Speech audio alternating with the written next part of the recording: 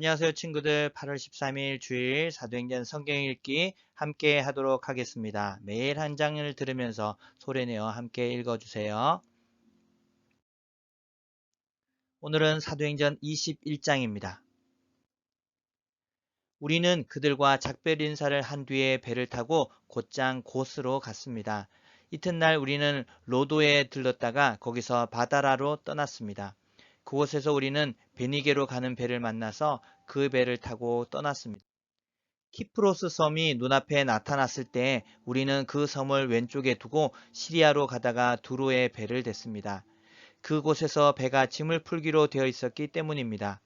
우리는 두로에서 신자들을 만나 일주일을 그들과 함께 지냈습니다. 그들은 성령께서 알려주신 대로 바울에게 예루살렘에 가지 말라고 만류했습니다.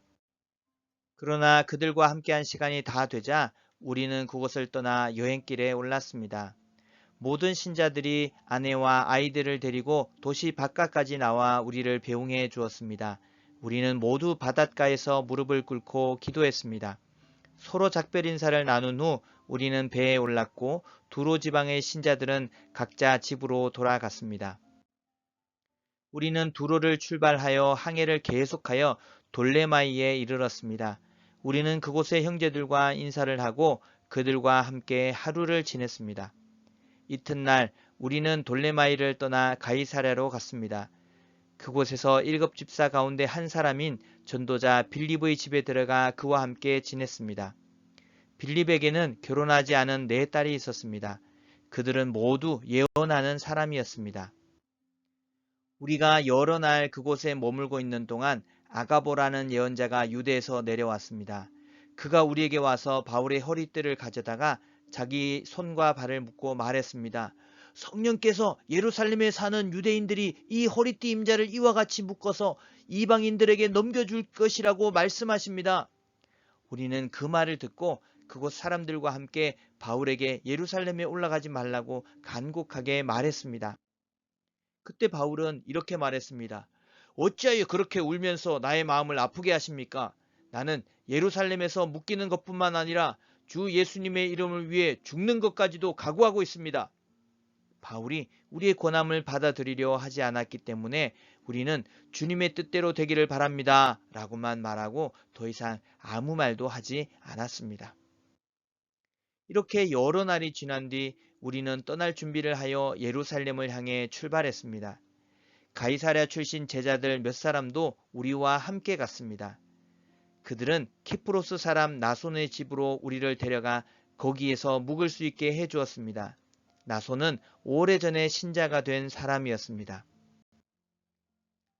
우리가 예루살렘에 도착하자 형제들이 우리를 반갑게 맞아 주었습니다. 이튿날 바울은 우리와 함께 야고보를 방문했습니다. 그 자리에는 장로들도 다 모여 있었습니다. 바울은 그들에게 인사를 하고 하나님께서 그의 선교로 이방인들에게 행하신 일을 낱낱이 들려주었습니다. 그들은 바울의 말을 듣고 하나님께 영광을 돌렸습니다. 그리고 바울에게 이렇게 말했습니다. 형제님, 아시겠지만 유대인 가운데 신자가 된 사람이 수만 명입니다. 그들은 모세 율법을 지키는 일에 매우 열성입니다. 그런데 그 유대인들 사이에서는 당신이 이방인들과 어울려 사는 유대인들에게 모세 율법에서 떠나 자녀에게 할례도 행하지 말고 유대의 관습도 지키지 말라고 가르쳤다는 소문이 돌고 있습니다. 그러니 어떻게 하면 좋겠습니까? 틀림없이 그들은 당신이 이곳에 왔다는 소식을 듣게 될 것입니다. 그러니 우리가 일러주는 대로 하십시오. 우리 중에 하나님께 서약을 한 사람이 4명 있습니다. 이 사람들을 데리고 가서 함께 정결의식을 행하십시오. 그리고 형제께서 그들의 머리를 깎는 값을 대주십시오. 그러면 그들이 그대에 대한 소문이 모두 사실이 아니고 그대도 율법을 지키며 살고 있다는 것을 알게 될 것입니다. 이방인 신자들에 대해서는 우리가 이미 그들에게 편지를 써서 우상에게 바친 음식과 피와 목졸라 죽인 짐승의 고기를 먹지 말 것과 음란한 행동을 멀리할 것을 부탁한 적이 있습니다. 이튿날 바울은 그 사람들과 함께 정결의식을 행하였습니다. 그런 뒤에 그는 성전뜰로 가서 정결의식이 끝나는 날짜와 그날에 각 사람을 위해 예물을 바칠 날짜를 신고했습니다. 7일이 거의 끝나갈 즈음에 아시아 지역에서 온 유대인들은 바울이 성전뜰에 있는 것을 보고 무리를 충동질하여 바울을 붙잡았습니다. 그 유대인들은 이렇게 소리 질렀습니다. 이스라엘 동포 여러분, 좀 도와주십시오. 이 사람은 가는 곳마다 우리 백성과 모세 율법과 성전을 거스리는 말로 모든 사람을 가르치는 사람입니다. 더욱이 지금은 그리스 사람들을 성전 안으로 데리고 와서 이 거룩한 곳을 더럽혀 놓았습니다. 그들이 이렇게 주장하는 것은 그들이 전에 에베소 사람 드로비모가 바울과 함께 예루살렘에 있는 것을 본 적이 있었으므로 분명히 바울이 그 사람을 성전 안으로 데리고 들어왔을 것이라고 생각했기 때문입니다. 그러자 온 도시는 시끄러워지고 사람들이 몰려와 바울을 붙잡아 성전 바깥으로 끌어냈습니다. 그리고 바로 성전 문이 닫혔습니다. 그들이 바울을 죽이려 하는 순간에 예루살렘 도시 전체에 폭동이 일어났다는 보고가 로마 군대 천부장에게 전달되었습니다. 그는 즉시 백부장 몇 명과 군인들을 거느리고 군중들에게로 달려갔습니다. 폭도들은 로마 군대 천부장과 군인들을 보자 바울을 때리던 것을 멈추었습니다. 천부장은 가까이 가서 바울을 체포했습니다. 그리고 군인들에게 바울을 쇠사슬 2개로 묶으라고 명령한 다음 그가 누구이며 또 어떠한 일을 했는지도 물었습니다.